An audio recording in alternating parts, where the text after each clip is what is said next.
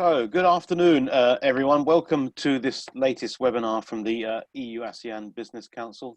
My name is Chris Humphrey. I'm the Executive Director at the EU-ABC, a business body looking after European business interests across the Southeast Asian region. Today, our webinar is on where will the road to electric vehicles lead in ASEAN? Very important topic for the future, not only in terms for the automotive industry across the region and its ability to continue to compete, but of course, very important for sustainability reasons and for the general environment across the region as well. We are delighted today. We have a very esteemed panel of speakers and a very experienced and knowledgeable moderator as well. Our moderator is Jacques Borremans, who is a director at Charin Asia. For those who don't know, that Charin is an organization which works on standards for electric vehicles and in particular for the charging mechanisms for them as well.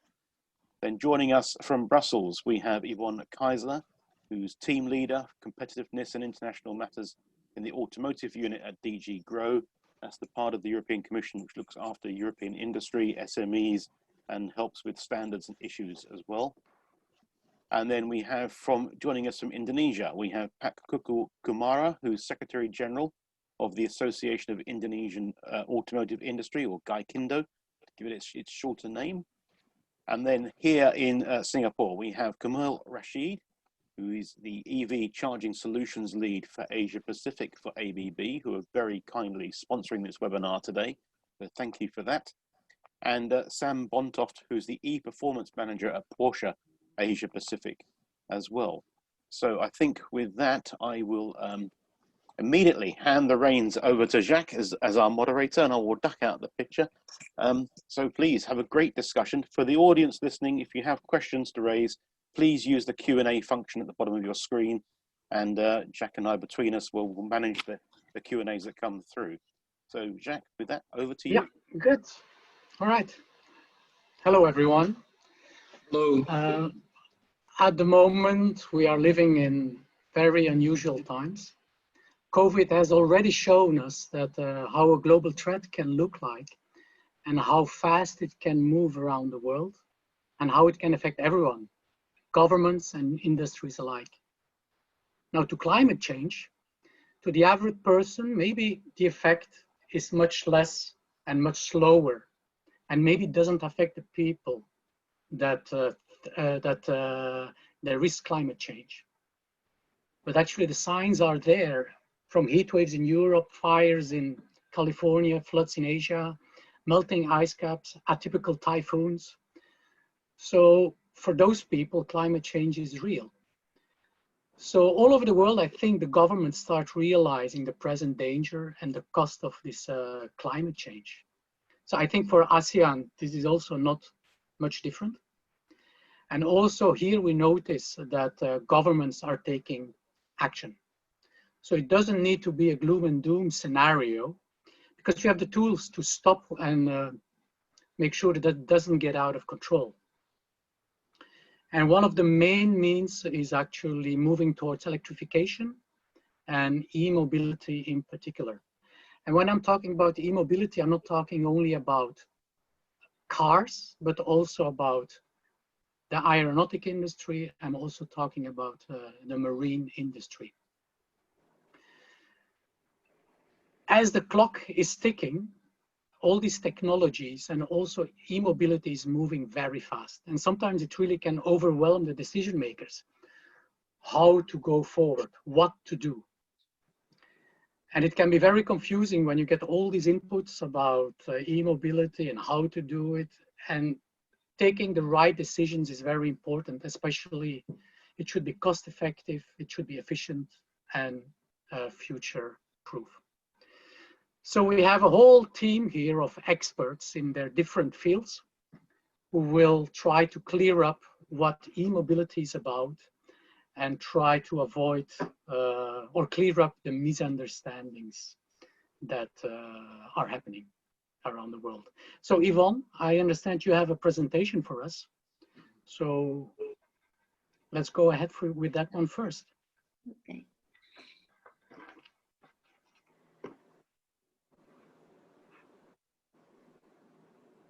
Well, first of all, good morning, good afternoon to all.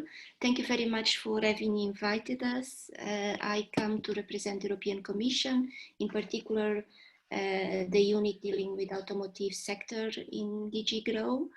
I will be brief because I think this is more a panel than a presentation, and I will show you only some graphs to show in particular the public part of the issue. Business have a role to play, car manufacturers have a role to play, the consumers have a role to play, and of course the governments have a role to play to move to cleaner mobility.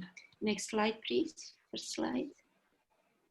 So just to tell you our vision in terms of mobility, it's not only a mobility that's safe, that avoids fatalities, that's competitive, that's connected, but quite importantly, clean mobility. When we say clean mobility, it's not only electrical vehicles or plug-ins, it's also making sure that the combustion cars are as clean as possible, the ones that are placed in the market. So it's a package of measures that we are moving to make sure that mobility is as clean as possible. I have to tell that, as Jacques was mentioning, transport accounts for more or less a quarter of green gas emissions in Europe. And from this transport, green gas emissions, big part, around 73% comes from road transport. So action needs to be done if we are to move to strong steps to move to clean air, clean cities, clean mobility, and that's what we are doing. There are several instruments. Next slide, please. And I would like to tell you first, well, where we are with the electrical vehicles. We are not very far yet, but we see enormous progress. If you see this graph, you see that as of 2018, 2019, the number of new cars registered in the EU, so plug-ins and hybrids, has increased substantially. And we see now that we are in 2020, and despite the crisis, this is the only segment where we saw increase of car sales in Europe. So generally, car sales in Europe dropped because of the crisis, but we saw an increase of the quantity of battery electrical vehicles and plug-ins that were registered in Europe. And we see that we are in June, and we have sold, registered in the EU, almost the same quantity as in 2019. So we expect that by the end of the year, we see a significant increase of registrations of new cars. We are still at a low level. This represents around only 7% of all registrations. So there is still dominance of combustion engines. And this brings me to tell you that we are pushing for electrical cars, of course. But we have to make sure also that the combustion engines are as clean as possible. Next step, next slide. So what type of enablers we have at our disposal from a government perspective? So first important push for electrification is the CO2 standards. In Europe, we are what we call technological neutral. So we don't say you have to have a certain percentage of electric or hybrids or whatever. We just say we want this target in terms of fleet CO2 average, and we let the industry react. So this, I want to say that if tomorrow it comes a wonderful new technology that allows the car to drive without fuel, without battery, it would be welcome, provided that the emissions in average of the fleet are low enough. So we target an average CO2, and then we let the industry react to it. It's true that with the current standards, there has to be more electrical vehicles and plug-ins in the market for the standards to be complied with. So this is a very important push for the industry to deliver on electrical vehicles. But of course, we cannot let the industry alone producing electrical cars. We need to have the public enablers accompanying this effort from the industry. So one of them is making sure that we have enough public charging infrastructure in Europe. We have a directive that we ask member states to implement, to have more and more public charging infrastructure. And of course, on top of the government effort to have infrastructure, there are also business opportunities, and there are several charging points which are managed by business. I think this is going to be discussed afterwards. But from our side, there is a support from the Commission for increasing public charging infrastructure. We have also the consumers. How do we help the consumers to increase the purchase of electrical cars? Very recently, there were several announcements in Europe of purchasing schemes where we support the consumer to move from combustion engine to electrical vehicle. So it's subsidies, but these subsidies are given to the persons, not to companies, and they are not discriminatory. So any car, regardless if he's produced in Europe or not, as long as he fits some criteria, the consumer can get a subsidy for it. But there are other techniques like free charging in certain countries, awareness campaigns, to move the consumers to purchase more clean cars. And finally, I would just like to mention a little bit on technology. We are making enormous efforts in Europe to make sure that we have batteries to fulfill the needs of the electrical cars, the car manufacturers. So we have a full strategy to develop a full battery value chain in Europe, and I will just mention this very briefly in some minutes. Next slide, please. Just to tell you, in terms of CO2 emission standards, we have moved a long way since 2015. We had targets in 2017. We have new targets that are kicking in now in 2020. That's why we are seeing already the results of this legislation in the market. And we have a plan for 2025 and 2030. So basically by 2025, cars will have to have less 15% of the emission of the CO2 as compared with 2021, and by 2030 minus 37.5. I have to say that at the end of 2019 we issued what we call the Green Deal, and these standards might be even rendered a little bit more strict. This is being considered. But there is already a plan for 2025 and 2030, and you see it's not easy. So a significant decrease of CO2 emissions from the fleet. Next slide, please. In terms of infrastructure, where we are, we have a few public infrastructure recharging points in Europe, only 140,000. And we promised, we want, and this is again in the Green Deal, to get to 1 million. So that's the commitment, 1 million by 2025, 1 million charging points. How are we going to get about it? So it will be member states' responsibility, but with funding from the European Commission. So we are putting a package together to make sure that we deliver on these 1 million public charging points. Next slide. And finally, the technology and the batteries. What are we doing in terms of batteries? We know that there will be, with the increase of electrical vehicles production, there is an enormous increase on the demand for batteries, in particular battery cells. In Europe, we were almost nowhere in terms of production. And in 2017, we decided to launch what we call a EU Battery Alliance. And these aimed not only at producing the cells and the batteries, but also developing the full value chain in Europe, from raw materials, from cells, batteries, battery packs, and recycling. And this is because also we want that the batteries placed in the EU market are as clean as possible. So it's not only a question of having some independence and mastering the technology and helping the car manufacturers to have the best batteries, but it's also in view of the CO2 footprint, ethical sourcing of raw materials, and the values that we manage in Europe. So we cannot afford, and we would not like to see that we move from dirty, pollutant combustion engines to dirty batteries.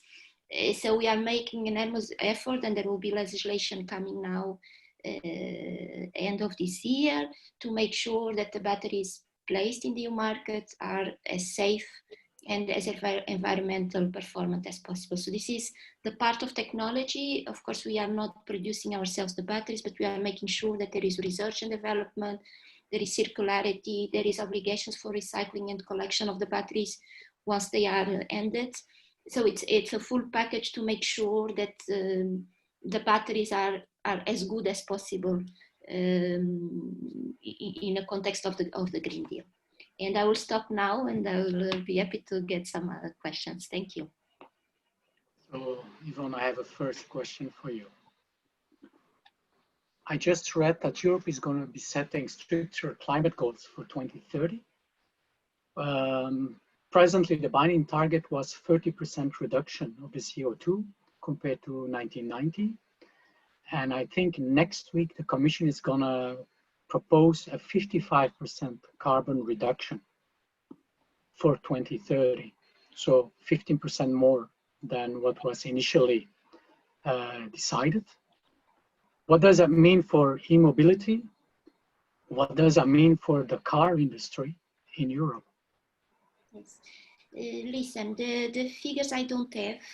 It's true that the Commission, when we put forward the Green Deal, it's clear stated 3-4 measures on mobility, on changing the mobility paradigm in Europe. It's a full package, and there will be a communication about this by the end of the year. And this is mobility in terms of rail, in terms of everything, maritime, and so on.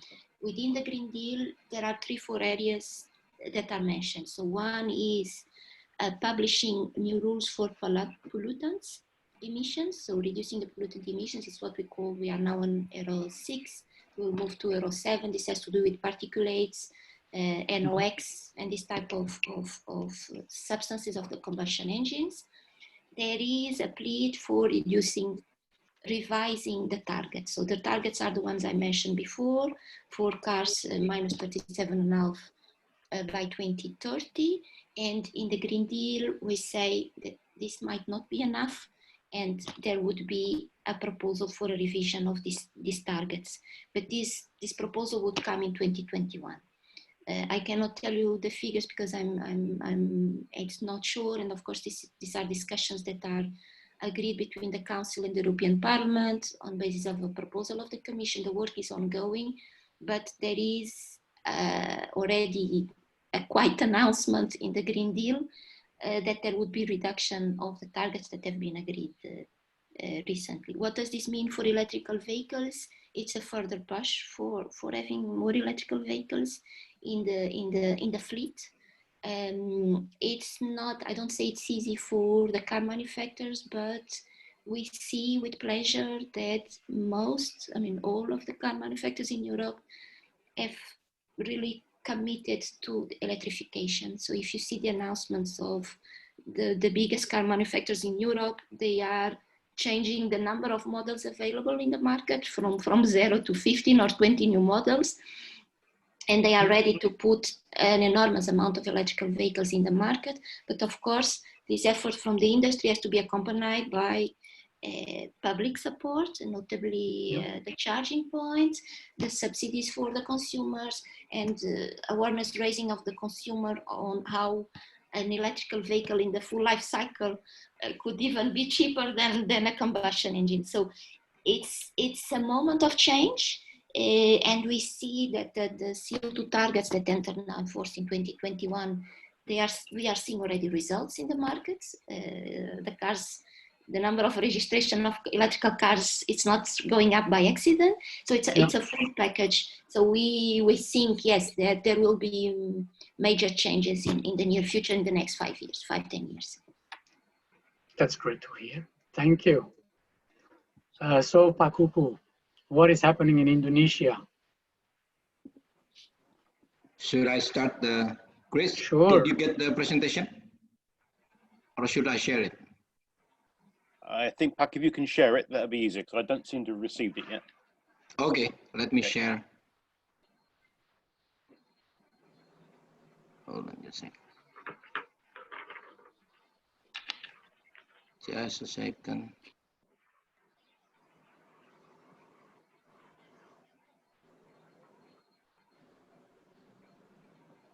Did you see it? Not yet. Not yet? Okay. You got it?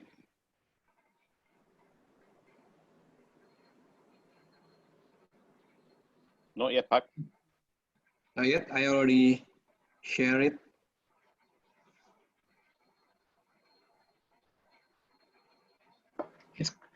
The presentation is going through the censors, so it takes a minute for them to read it before you're allowed to talk about it. Okay. Okay.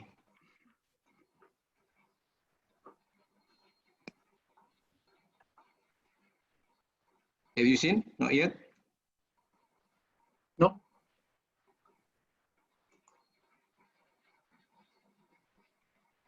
Let's see.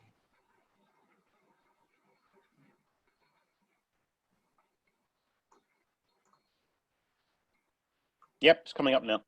Okay, it's coming. Okay. Okay. Let me go through this one. Just the layout. Basically, I would like to talk with what happened with Indonesia, and especially during this COVID. This is a graph of progress of the Indonesian automotive market production and export. The blue bar are about the market, the sales, and the production, and also the export. We produce since 2014, 2013 also increased above 1 million. Of course, mainly are internal combustion engine yet, still internal combustion engine we are producing. And we consume about most of the car being produced are for domestic, and then some of them are being exported, and then the export also getting more and more. We have been exporting to about 80 countries in the world, and we are number 2 in terms of production volume in ASEAN. Number 1 is, I think, is Thailand. However, in terms of domestic market, Indonesia is number 1 in ASEAN, and it's about 34% of the ASEAN vehicles market are in Indonesia. But you can see in the last time that during the COVID, the production, the sales is also dropped significantly, almost more than half than usually we are producing sales or export. This is just give you some examples how the COVID-19 is impacting the automotive industry in Indonesia. Production is dropped, market also is dropped. The hardest part is in May. However, in June, July is start getting up, recovery, and hopefully in August also the trend is still positive. Hopefully we can recover soon. Of course, again, this is still internal combustion engine, and the export also after dropping also start getting the ground and hopefully also recover. What we have consistently reduced our import of CBU. So basically, Indonesia are able to self-sufficient in terms of the demand for automotive vehicles. This is try to give you a picture how we how the sales of the automotive in Indonesia. Now is about more than half of the vehicles being sold in Indonesia are concentrated in Java Island. It's about 660,000 last year. Being sold in Java Island. It's the most populated island in Indonesia, and the number 2 is in Sumatra, and then in Sulawesi, and then Kalimantan and others island. So it's not evenly distributed, and because this is related with the infrastructure, the road are mainly in Java, and the population is mainly in Java. So that's why in the last 5 years, we are aggressively building the infrastructure in the name of road as well as toll road, and it's more try to be evenly distributed in all this area. That's why the volume now is reduced about 60% is in Java. But in the last, in 10 years ago or 15, 20 years ago, most of the vehicles are sold in Java is about 80%. So you can imagine that the island is relatively small compared with Sumatra and Kalimantan, but the vehicles is there, the money is there. So this is why the government is trying to build infrastructure is more evenly, and then hopefully it can distribute also the vehicles more evenly. And that's also meaning more even economic development, because the vehicles in Indonesia also represent the economic development. Can be used that one. And the potential is there. This is just try to give you a picture. Indonesia compared with the others country in the ASEAN. We have population above around 270 million, and the vehicles being sold mainly is around 1.3 million units a year, even though that we have production capacity around 2.3 million unit vehicles per year, but still being used only about half of it. So the ratio of ownership in Indonesia is just recently increased to 99 vehicles per 1,000 population. If we compare with Malaysia, with around 30 million population, their vehicles ratio to population is above 490 vehicles per 1,000 population. And then Thailand, with about 70 million population, the ratio is 275 vehicles per 1,000 population, and then Vietnam and others. So if we try to at least to get to Thailand, it's a lot of room to improve on that one, to get the ratio. So this is an opportunity for production and also sales. However, we understand their concern that we need to have issue with climate change. So we need to have more environmentally friendly vehicles. That's why we just try to catch up with the development, with reducing the emission and so on. This is in response to that one. Indonesia is also committed to the Paris Agreement. That's why we have to reduce the emission. And recently, last year, the issue presidential decree to speed it up the program to have producing electric vehicles in Indonesia. And at this moment, it's still in the high level mostly, but the other operating regulations are being processed right now, being prepared. Here I can share is regarding the local content. There is a step-by-step how to increase the local content, because we want to have battery are produced in Indonesia as we have the raw material to produce the battery. This is just a reference challenge why we are try to produce electric vehicle or try to reduce the emission, because we also committed to the Paris Agreement. This is just a background and to support the argument that we need to also have electric vehicles, because we believe that the electric vehicle is one of the solutions for the future mobility, for instance, but it's not the only one in some of Indonesia, because we try to have an alternative. If we look at that one, the ratio or the number of vehicles keep increasing.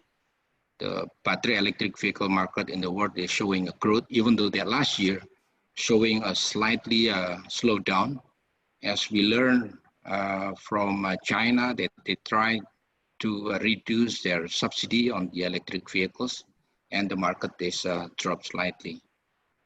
But again, China is one of the largest producer and also consumer of battery electric vehicles. This is our understanding about the global battery electric vehicle production. mainly in this country, in Germany, in French, and China. I think it's the largest with the number of type or brand. We have BYD, SAIC, FAW, and so on. And then Japan with Nissan, Toyota, Mitsubishi, and then Korea they have Hyundai and Kia. And in the United States they have Tesla and I think Nissan. So this is our understanding about the battery electric vehicle globally. I think the presentation from BMW during we have a discussion a couple of years ago here. This is what our understanding about the electric vehicles. Start with the hybrid, plug-in hybrid, battery electric vehicles. They have their plus minus. The electric range for hybrid is very low, but plug-in is medium and high on the battery. But requirement is totally different.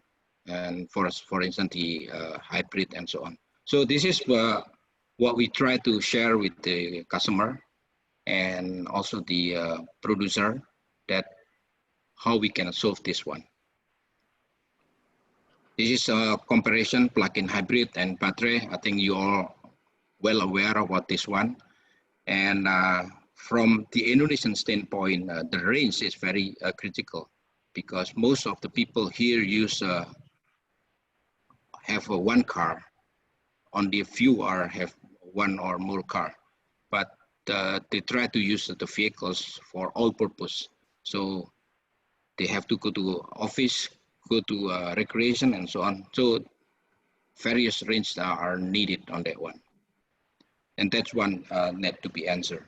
So the process of development of electric vehicles in Indonesia is back in 2009. We have tried to introduce the hybrid cars in Indonesia, but so far the volume or the population is not that significantly increased compared to the regular internal combustion engine. One of the reasons that clearly why the population is not so great is that the price is above 520 million rupiah in Indonesia. And then recently it was the PHEV being introduced. This is try to answer the range and also the flexibility of the vehicles. Again, the price is 1.2 billion rupiah, and then also for the for the electric vehicle also still relatively high. That's why it's very hard to introduce this vehicle. Also, part of it is the infrastructure to support that one. This is a process. However, Indonesia in 2013, we introduced what we call LCEV, or we introduced LCGC, low-cost green car. Basically, we try to have the vehicles with the price is relatively affordable for most of the people of Indonesia, but at the same time have a very low emission and also with high fuel efficiency. That's what we call SCGC. And it was introduced in 2013 and really gaining a popularity because of the low cost. And within a very short period of time, they are gaining popularity and then contribute about 20% of the market share. So this is a low carbon emission vehicles. And then the next step is we try to develop, the government is trying to develop what we call LCEV, low carbon emission vehicles, which is consists of various options from the HEV, hybrid electric vehicle, PHEV, and also the battery electric vehicles. But a part of that, Indonesia also developed what we call the biofuel. So we have plenty of palm oil that we can blend it with diesel fuel. And right now, starting January 2020, we also already introduced what we call B30, which is 30% of the palm oil blended with blended with the diesel fuel. And this is the benefit of it is that this is bio and also reduce its sulfur content on the fuel. Okay. This is one of the comparison, the technology and so on globally, and the Indonesian movement. But as I mentioned earlier, that we try also pursue the electric vehicle. That's why the presidential regulation number 55 were issued. But a part of it, we also have what they call the government regulation number 73, which is basically try to accommodate the production of the low carbon emission vehicles. So that's which try to reduce the CO2 and has been issued by the government, and then it will be implemented next year. Pak Kuku, I have a question for you. Sure. You mentioned in your presentation that about 20% of the vehicles by 2025 should be battery electric. So for all the investors who are listening in, yes, what in your opinion makes Indonesia an ideal place to invest in e-mobility? And what investments is Indonesia giving so that Indonesia can become a major EV and charging manufacturing hub in ASEAN? Okay, the reason that one is that commitment to have we reduce the emission. However, the government understand that they have the raw material and then try to introduce that. That's why the presidential regulation 55 has been issued. This is just try to encourage the investor to come to Indonesia and then setting up the production of electric vehicle in Indonesia. And as I mentioned, the potential is there because our vehicles ratio is relatively low. And once the GDP are moving up, the economic is growing, then there is potential of the people to buy a car, and then the option should be the electric. The option for electric vehicles should be made it available. That's the belief of the government. Okay. Yeah. I know that in Indonesia, about 90% of the cars are Japanese brands. 90, yes. 95%, yes. 95%, okay. Yes. So what would you say to European, American investors to say, let's go to Indonesia and make it a main hub for building EVs, building batteries, building infrastructure, maybe for the ASEAN market, for the local market? Right. Basically, that's the, we try to convince the other that, look, Indonesia is a potential market for vehicles, not only electric vehicles, but the internal combustion engine as well is still there. Right now, the total capacity is about 2.3 million unit vehicles per year. Of course, mostly are Japanese, but recently we have the Chinese also coming in, and they are quite successful. So in order to succeed in the Indonesian market, they have to understand that the demand, also the, what you call it, the demand of the people, the consumer. And the Japanese has been quite sometimes committed on the Indonesian and try to understand the need of the Indonesian people, and they come up with that one. European is also here. We have BMW, we have the Mercedes, we have used to be General Motors, and I myself used to be working for General Motors. But again, automotive industry is not like the food industry. It's need a long commitment and try to understand the market in quite long period of time. You cannot just hit and run because of the sales for the 2 or 3 years are not good. Then you are not analyzing what is the problem when your product are not well accepted. So this is take a long time. And then please also understand the model of the vehicles usually running for 4 or 5 years. Once your model is not success, it doesn't mean that you are failed, but you have to come up what is the reason they are not success. And this is what is need to be done, and for European and American as well. This is my personal opinion, and then experiences. When they fail, they just quit. And sometimes the decision is a long way from the field. You make decision regarding the Indonesian market. That decision is making from Detroit without knowing what is the real market. This is one of the problem. Did I answer your question? Sorry. Yeah, that's okay. That's okay. Yeah. Well, talking about brands, I heard that Hyundai is building a large factory outside of Jakarta. That's true. Yeah. Will they be manufacturing electric vehicles, or will they be building only internal combustion engines? The one that I know is because Hyundai is also a member of Gaikindo, they are only building the internal combustion engine. What they just recently announced that they are building the electric vehicle in Singapore with capacity about 30,000 units a year. They build it in Singapore and then export it to ASEAN country. That's but the big facility are currently being built by Hyundai is mostly for internal combustion engine. Okay, so we will be seeing Singaporean cars on Indonesian roads.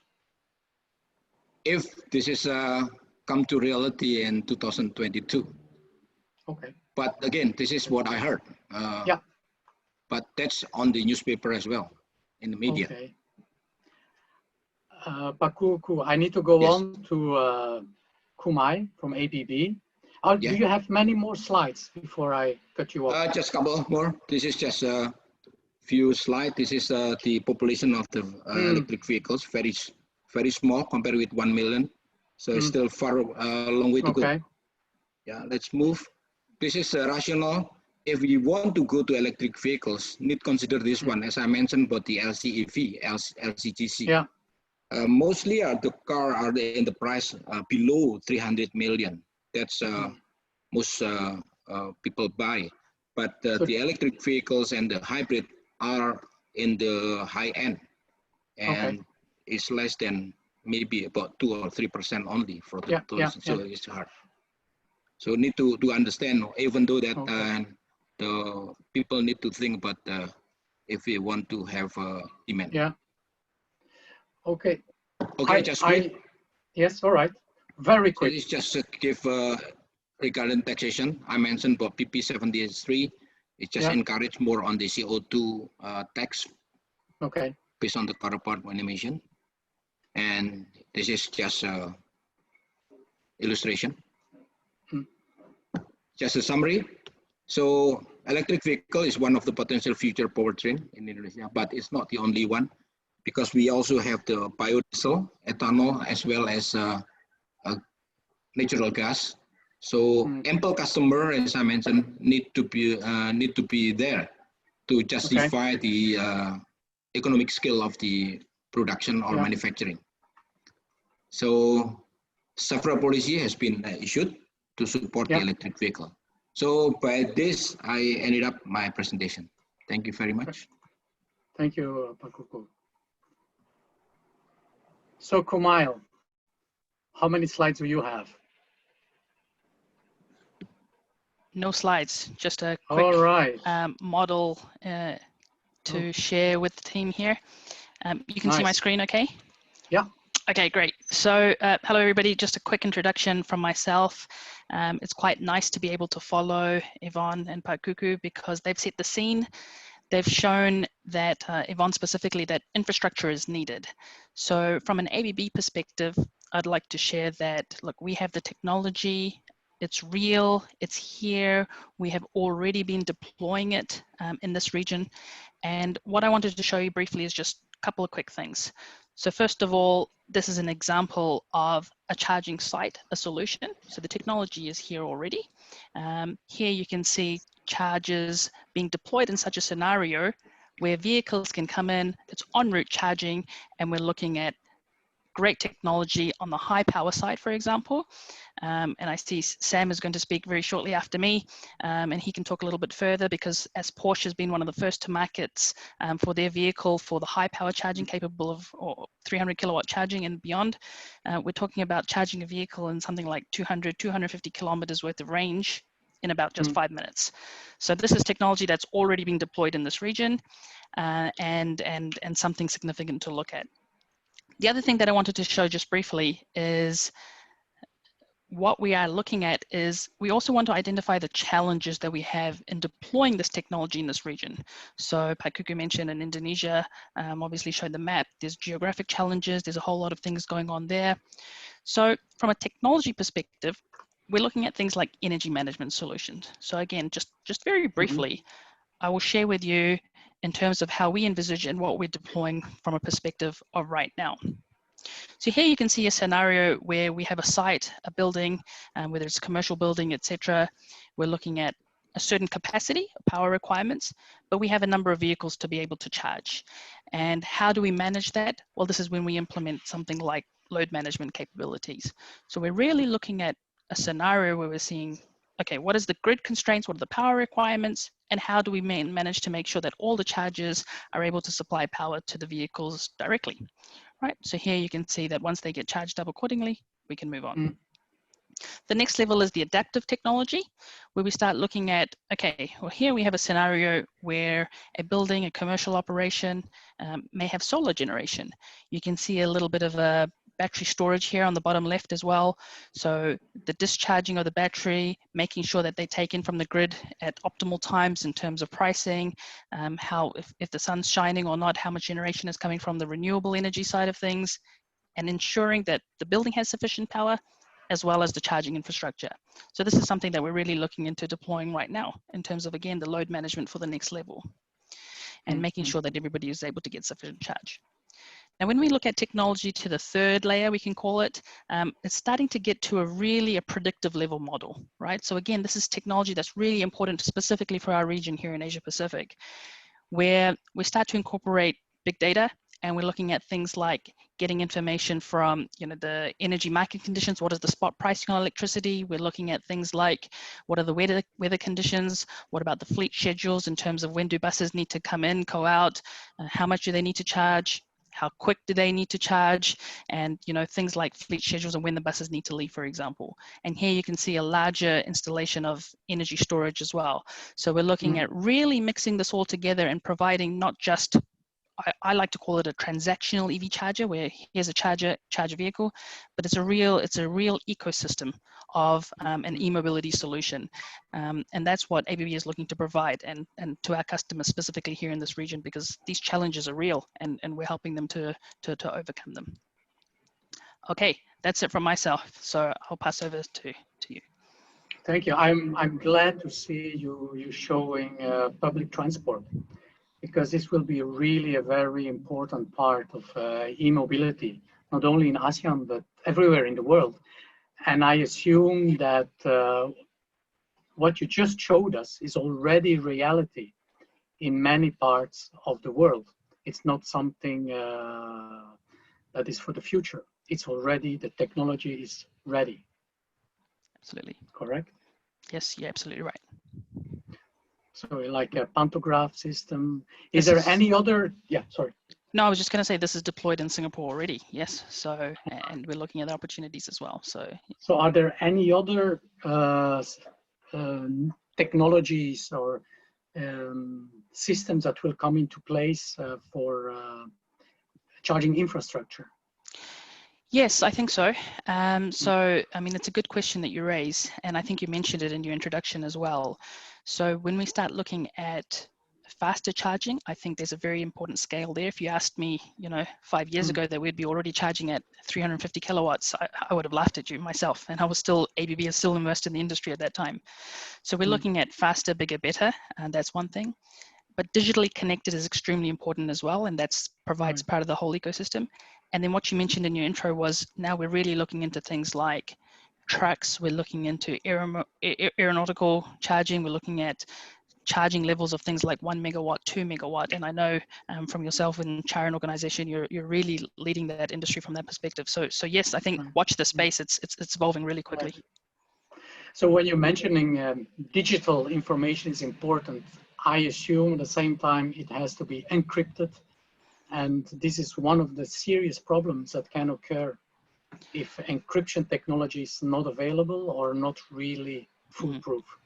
No, you're absolutely right. And this is where ABB also pays really specific importance to, because one of the new technologies that we're looking at is incorporation of something like plug and charge, where a vehicle can come straight to a charging station. There's no need to authenticate from a user. You know, they might typically have an app or they might use an RFID card, but here the vehicle is automatically authenticating with the charging station.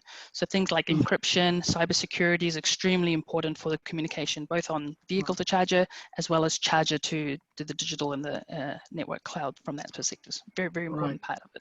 So this will also allow for roaming, not only to different charging operators, but will also allow roaming, let's say, driving from Thailand to Singapore without any interruption. Absolutely right. Between networks, between countries, extremely important. Yeah, okay, good. So we'll go to our next presenter, Sam. Hi, Sam. Hello. Sam is from Porsche, and everybody's dreaming of having a Porsche somewhere in their garage. Unfortunately, not everybody can buy one. Go ahead. Okay, Kumail, could I maybe ask you to share my slide? Thank you. So maybe not going into too many details here, but realistically just to show you who we are as Porsche Asia Pacific, what we represent and what our extended plans are for the region. So of course, we're a subsidiary of Porsche AG back in Germany. And being so far away from Germany, it makes sense to have an office here in order to steer and develop and grow our markets in this region. And of course, a number of our markets are actually ASEAN members, but then of course we've got the ones that are a little bit further afield, such as New Zealand and the French-speaking markets, such as French Polynesia and New Caledonia. And then of course, on the other end of the scale, we've got Mongolia. So major complexities there across all the markets, various different languages, of course, as we all know. And when it comes to what we do, our primary aim is to grow and develop these markets. And as Porsche in general, with a major commitment to sustainability as a brand, of course, e-mobility becomes absolutely critical for us. So that is why we didn't hesitate in bringing the Taycan into the region. We had absolutely no hesitations in doing so, albeit the timing may be challenging because of the fact that the infrastructure is not necessarily there. We felt that it was also partially our duty to introduce this car, to demonstrate our commitment and our belief in the region when it comes to e-mobility. So we've definitely worked closely with ABB, as Kumail mentioned a little bit earlier. Part of our role is to ensure that our Porsche centers across the region, so our dealers, are ready to be able to offer the car. And that is indeed a challenge in itself, because it's a chicken or an egg situation. If we don't have the infrastructure, then it's difficult to bring the car, but somebody has to make a move, and we should actually make that move together. But we also require our Porsche centers to reach a certain level of e-readiness to be able to comfortably offer the car to our consumers. And that is why, especially with the fact that the Taycan is the first car with 800-volt platform, able to reach up to 270 kilowatts worth of charging power. That's why we worked with ABB in some of our Porsche centers to actually install these high-powered chargers at our Porsche centers in order to demonstrate further that commitment, but also obviously to demonstrate the USP of the one USP of the Taycan, which is the ability to charge at that kind of high power. So the first one we did was in December of last year, very proud moment. It was also, I think, for ABB, we worked together on that. We both got learnings from it, but in Bangkok, Thailand, we installed our first high power DC charger there. So I think we're very committed to it in this region. We definitely see ourselves as pioneers, and we look forward to further growing it together with the help of the agencies, the government agencies, the hardware providers, and ourselves as an automotive supplier. Okay, but besides infrastructure, what are the difficulties that you're facing in introducing these EVs? And what would the country leaders be able to do to address those bottlenecks? How can you really make sure that you smoothly can sell a Taycan anywhere in ASEAN? Yeah, I think it's always going to be difficult in the beginning. We're facing challenges as you would expect. However, at the same time, these challenges are there to be overcome, and we find that some of them actually can present opportunities. So challenges also in the education of the consumer, because at the same time, whilst the infrastructure might not necessarily be there, there are other ways to overcome this. So for instance, as Porsche, we offer a full end-to-end home charging solution. And actually as a consumer, if you think about it, if you are able to charge at home, it's actually a step further and better than the situation you had with an internal combustion engine car, where you have to make a dedicated trip to the fuel station. So the ability to be able to charge at home actually is a positive. So that's one example how we can sort of take a challenge and convert it into a positive. In terms of the markets themselves, as I said, I think we all need to work together. We'd probably benefit from, let's say, more attention, more support towards building the charging infrastructure, so we can at least start to demonstrate that there are potentials to actually be able to drive a car, and therefore overcome that sort of range anxiety. Yeah, yeah. Do you see within ASEAN certain countries who are really taking the lead, that are really taking decisive actions and say, we want this, we go ahead? No talking, doing. I think we're gradually seeing it from various markets, to be honest with you. I mean, if I could give an example, over the last, let's say, even weeks in Singapore, we're seeing a lot of development in the right direction towards EVs and the infrastructure surrounding. I wouldn't particularly say that there is a market that's lagging, but I think all of them seem to be pushing forward. And what I can tell you is that the enthusiasm from our partners in the markets, who are representatives in the markets, who are retailing our cars, their enthusiasm in a market whereby there is very low or no infrastructure existing is fantastic. And I think that demonstrates that there is a willingness there from most of our markets to actually pioneer this topic and progress with e-mobility. Right. So Yvonne, with that point, I want to come back to you. We notice in many countries that once the infrastructure is being built, that EVs will take off. So what did the EU take?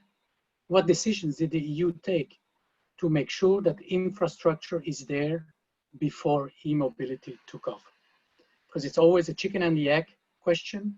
And I believe that really one has to invest in infrastructure before you can go to the next step. Sure. What you already for a while, we have published a directive in 2014. So it's the Alternative Fuels Directive.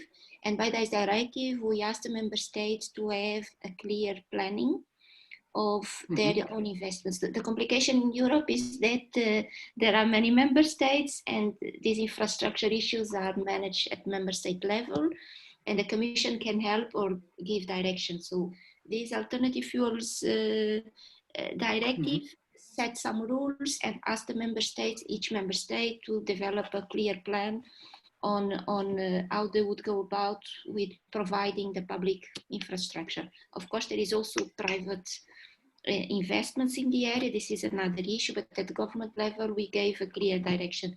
I don't say that everything went perfectly. We are moving strongly on the right direction, and there will be a revision of this directive upcoming to make this step of having 1 million charging points across Europe. So we are progressing softly. As mentioned before, it's a chicken and egg. There were some countries that invest enormously in infrastructure, and then there were no electrical cars, so the infrastructure is there dying. There are other countries where the electrical vehicles picked up so fast that there was not, there is not enough charging. There is also the solution of charging at home, and I see that I'm here in Belgium now, and I see that many providers provide also the charging point at home if possible. So step by step, we are progressing together with the industry on making sure that all the enablers are in place. So it's, as mentioned, it's quite important to get rid of the range anxiety. People want cars very powerful that drive for 500 kilometers, but most of the consumer doesn't drive 500 kilometers in a day. So sometimes a car with a smaller range, it's quite fit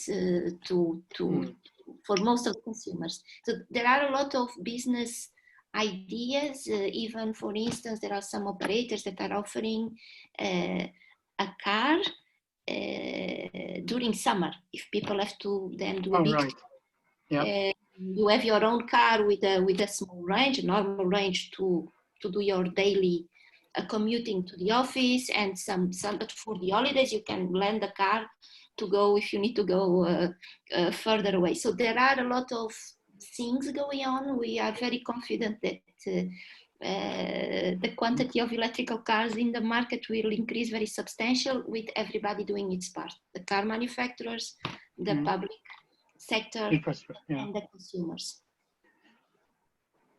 Pak Kuku, I come back to you now regarding this presidential decree. Yes. In there is mentioned that the charging standard should be CCS Combo 2, should be also CHAdeMO, and if needed, also GBT. From our experience, we see that actually infrastructure really takes off when you decide about one standard, like in Europe, in Korea, in United States. So I wanted to have your perspective. Why did Indonesia choose for so many different standards? Well, it's not defined yet. It's not only one standard. It has not been written down as the standard. But we have to look at the population of the vehicle itself. Which one is? It's just a discussion. Okay. Based on the data, it seems that the total number of the electric vehicle is, of course, is coming from China, because China have a 1 million car electric vehicles. So, well, look at the standard, but actually the vehicle is coming from different country, different brand, which is have a different standard. We have to look at that one. Yeah, because all the car, now I'm talking from the perspective of a car maker. Actually, they will install any charging standard that is necessary to sell in a country like Porsche. In Japan, will sell with CHAdeMO, in China with GBT, and the rest of the world with CCS Combo 1 or Combo 2, depending on the region. So I wouldn't say that the EV maker is really the decision maker.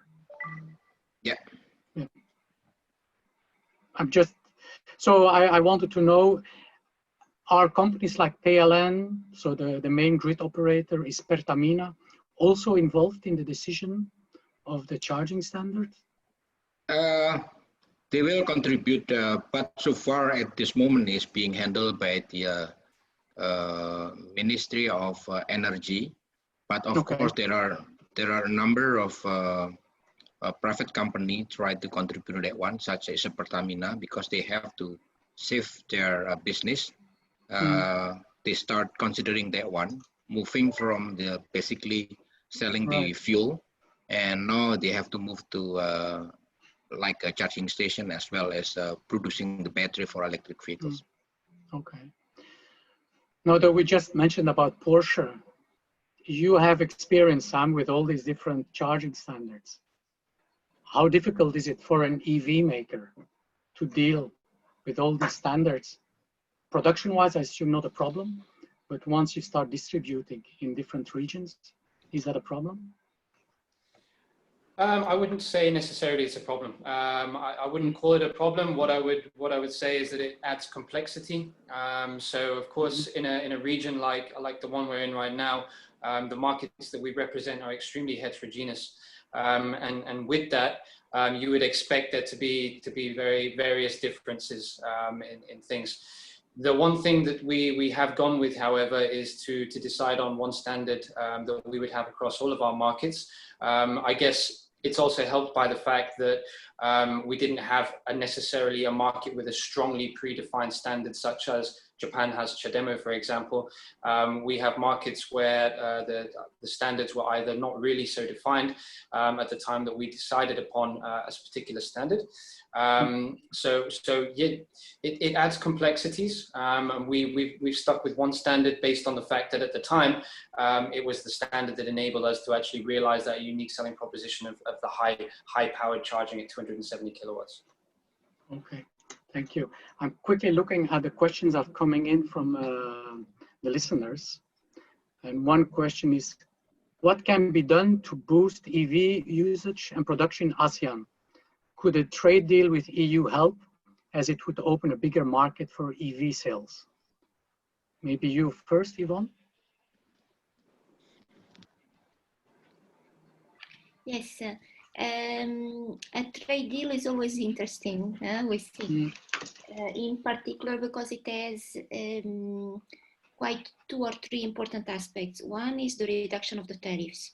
So once we entered in a free trade agreement with a country, it means that exports from this country into the EU and vice versa would go into zero. Now, currently, for a normal car, you pay 10% duty when the car is coming into the EU, and this duty would reduce. So this is a major opportunity to access a major market in the EU. Vice versa, EU cars would enter these countries with a zero tariff. Of course, this is normally progressive.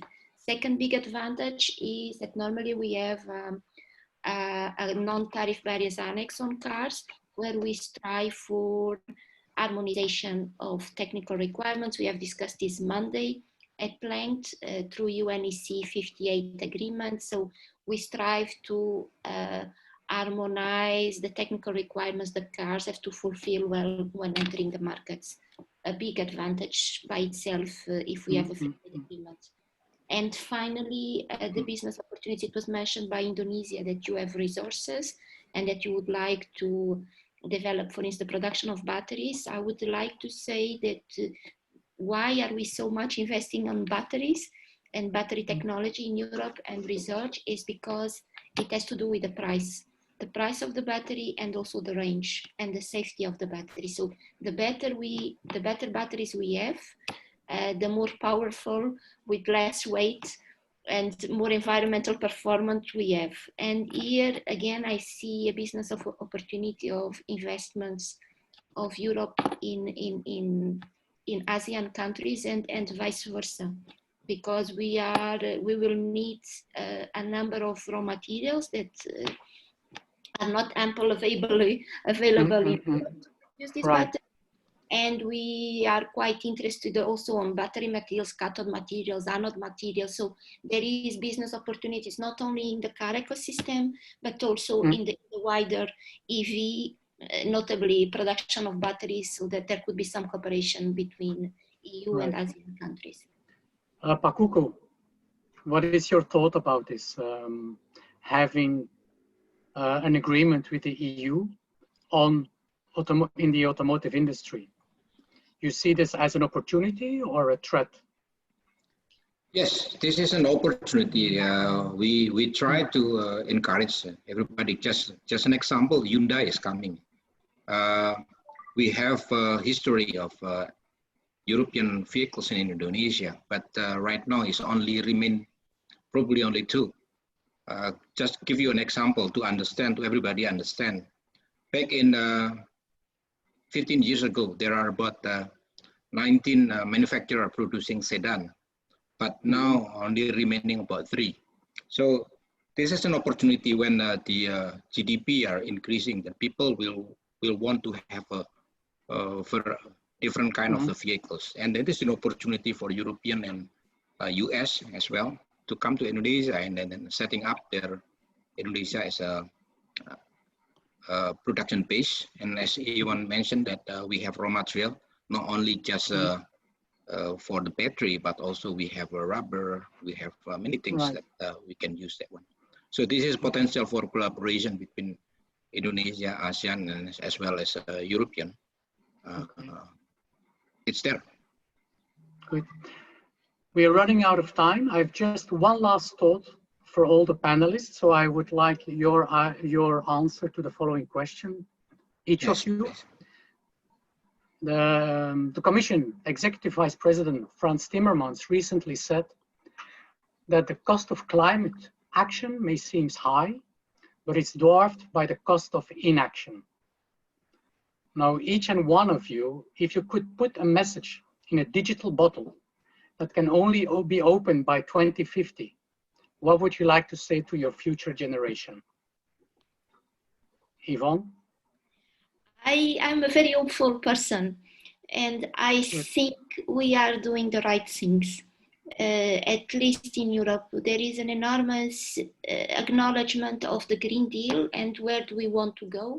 We want a society that is cleaner, digital and resilient, and includes all. So we are making now the steps that will be seen in 2030, 2050. So we have to take this step. Kumai, what is your message to our future generation? Yeah, it's a very interesting question, Jacques. I think from my perspective, it would be to ask a question, and that is, did we achieve it? Did we save what we can? Did we make it sustainable?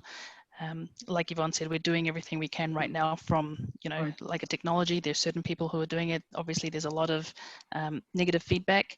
But for me, if someone could open it up 50 years, the future generation, and see that there's no problems, that would be a true measure of success. Great. Sam, what is your message? I agree with Ivona. I think at the end of the day, all these actions we're taking now, whilst it's growing quickly, it's very much at the beginning. So my message to them then would be, please continue what we've now started and make sure we don't go back to the previous reason why we got here. Yeah, okay, thank you. Pak Kuku, you have the last word. What would you say to the future generation, 2050? Okay. Yes, thank you. I think we have to start, and we already started basically in Indonesia. We start with the local endowment. So basically we try to save the planet using what we have, and we also use local wisdom. So we have the biotechnology, biofuel, let's do it, because we have to make that we are working with the environment, not damaging the environment. Thank you. All right. Good. Chris? Thank you, Jacques. Thank you to our panel. I will, can I just ask you all one more question? There was one last question just popped up on the Q&A, which was cost issues aside, what are the top 3 things preventing more EV adoption in ASEAN? Perhaps I could just ask you all to perhaps just give me one big thing you think is stopping faster adoption of EVs in Southeast Asia. Perhaps Sam, you want to go first? Yeah, I mean, for me, the big one is the lack of charging infrastructure. That's what leads to all of the major concerns that customers have. Camille?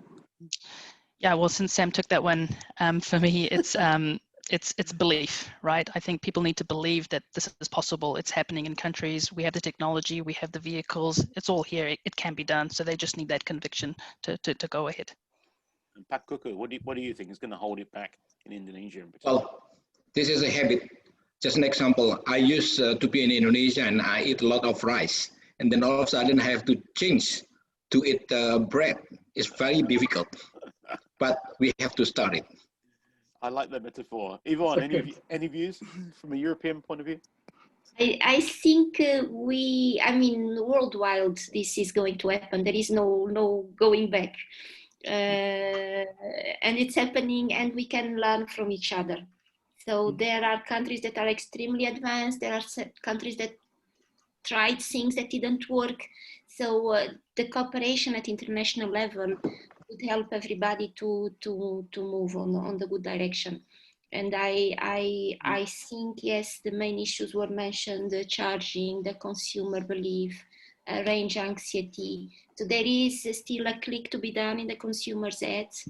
There is a question of price, that prices will reduce, we hope, of electrical vehicles, and we hope that soon they will be at the same price as the combustion engine, so people will have less doubts.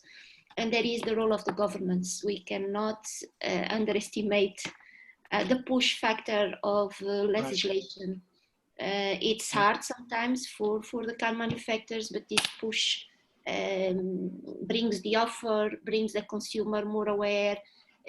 For instance, now in Europe, some years ago, there was only one or two models. We could not choose much from, even if I wanted the electrical car. And now it's a revolution. These two next years and these years that are coming, we see more and more models where people can choose. So there is still a lot to be done, but we are moving certainly in the good direction. Excellent. Jacques, thank you very much for your moderation. I'm pretty sure you're going to say ASEAN should agree on one standard for the whole of the region, so they can get a good economies of scale. Thank you to Sam, to Camille, to Pakuku and Yvonne for joining us. I should have got Gary Newman Cars from Gary Newman and his Electric Army playing out as we finish this, but I unfortunately forgot to load it up. But thank you all of you. To our audience, we will be putting this online tomorrow at some point, and please look out for our future webinars on the digital economy that are coming up. So thank you, everybody. Everyone keep safe. Thank you. Thank you. Thank you. Thank you, everybody. See you all. Bye-bye. Bye-bye. Bye. Bye. Thank you.